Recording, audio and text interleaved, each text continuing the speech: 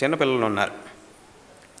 వాళ్ళు స్కూల్కి వెళ్ళాలంటే కొంచెం మారం చేస్తూ ఉంటారు. చిన్నపిల్లలు స్కూల్కి వెళ్ళరు. వెళ్ళడానికి వాళ్ళకి ఇష్టం ఏమన్నా వాళ్ళకి ఆడుకుంటూ ఉండాలి. అది స్వాభావికమే. అది బాలస్తావత్ క్రీడాసక్త అని దాన్నే శంకరాచార్యులు వారు చెప్పారు. కాబట్టి వాళ్ళకి స్కూల్కి వెళ్ళడం అంటే ఇష్టం ఉండదు, వాళ్ళకి ఆడుకోవాలంటే చాలా ఇష్టం. కానీ మనం ఏం చేయాలి? సరే వాళ్ళకి ఆడుకోవడం అంటే ఇష్టం కాబట్టి ఆడుకుంటూ ఉంటే సరే మనం స్కూల్కి పంపించద్దు అని పంపించడం మానేస్తే, గురుకులానికి పంపించద్దు అని పంపించడం మానేస్తే ఏముంది? మనమే వాళ్ళకి ద్రోహం చేసిన వాళ్ళం అవుతాం. అలాగని ఇప్పుడు గురుకులానికి వెళ్తే ఏమవుతుంది? ఎందుకు చదువుకోవాలి? చదువుకుంటే ఏమవుతుంది? చదువుకుంటే ఏమిటి లాభం? చదువుకోకపోతే ఏమిటి నష్టం?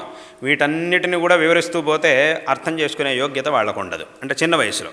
కొంచెం పెద్దవాళ్ళు అయ్యారు అని అంటే వాళ్ళకే ఆ జ్ఞానం వస్తుంది. ఇంకా మనం చెప్పాల్సిన అవసరం లేదు, వాళ్ళే చదువుకుంటారు, వాళ్ళందరూ వాళ్ళే వెళ్తారు.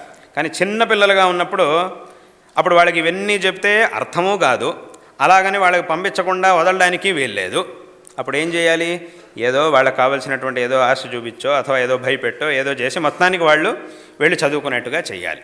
అంటే అప్పుడు వాళ్ళకి ఆ యోగ్యత లేదు, యోగ్యత తెలుసుకునే యోగ్యత వాళ్ళకి లేదు. కానీ ఏం చేయవలసినటువంటి ఏం చేయాల్సి ఉందో అంటే విద్యాలయానికి వెళ్ళి చదువుకోవాల్సినటువంటి అవసరం ఉన్నది, అది గనక చేయకపోతే చాలా నష్టం. అదే రకంగా ఇప్పుడు స్కూల్కి వెళ్ళే విషయంలో చిన్నపిల్లలు ఎలాగో ధర్మం యొక్క విషయంలో పెద్దవాళ్ళు కూడా అలాగే, వాళ్ళు చిన్నపిల్లలతోనే సమానం, చిన్నపిల్లలాగే లెక్క. అక్కడ వాళ్ళకి దాన్ని తెలుసుకునేటటువంటి యోగ్యత లేదు, పరిపక్వత లేదు. ఇక్కడ పెద్దవాళ్ళైనా కూడా వాడికి ధర్మం యొక్క తాత్పర్యాన్ని తెలుసుకునే పరిపక్వత అందరికీ ఉండదు.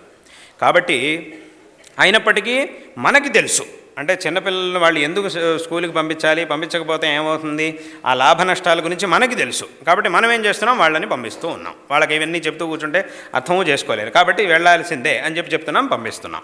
అదే రకంగా ఈ విషయాలన్నింటినీ కూడా వివరిస్తూ పోతే దాన్ని అర్థం చేసుకునేటటువంటి యోగ్యత కొంతమందికి మాత్రమే ఉంటుంది. కాబట్టి ఇక్కడ ఉన్నటువంటి లాభ నష్టాలు వీటన్నిటినీ విస్తృతంగా చర్చించి ఏం చెయ్యాలి, ఏం చెయ్యకూడదు అనే విషయాల్ని ఎప్పుడో మన మహర్షులు మనకు ఉపదేశం చేశారు.